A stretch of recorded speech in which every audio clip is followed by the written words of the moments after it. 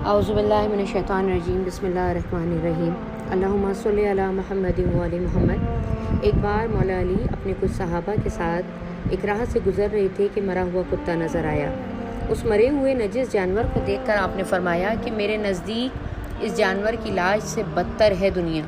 یہ سن کر تمام صحابہ شش و پنج میں پڑ گئے۔ ایک صحابی نے پوچھا کہ مولا، آپ ہمیشہ دنیا کی مذمت کرتے ہیں، آپ نے ہمیشہ دنیا کو اپنی ناپسندیدہ جگہ بتایا ہے، دنیا کی کیا کوئی چیز آپ کو پسند نہیں؟ جناب امیر نے فرمایا، مجھے اس دنیا میں 6 چیزیں بہت پسند ہیں۔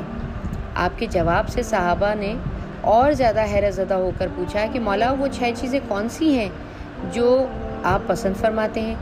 مولا نے جواب دیا، مجھے اس دنیا میں 2 قدم، 2 گھونٹ اور 2 قطرے بہت پسند ہیں۔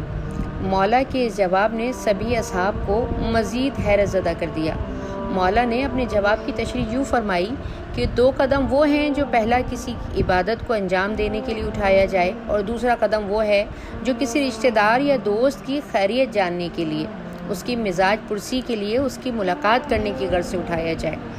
2 گھونٹ وہ ہیں، وہ پہلا وہ کہ جو غصے کو ٹالنے کے لیے پیا جاتا ہے، اور دوسرا وہ جو صبر کرنے کے لیے پیا جاتا ہے۔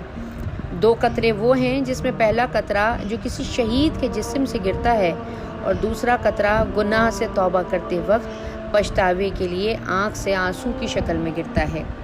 مولا نے مزید فرمایا کہ دنیا ایک ایسا گھر ہے جو بلاؤں میں گھرا رہتا ہے اور فریب کاریوں میں شہرت یافتہ ہے۔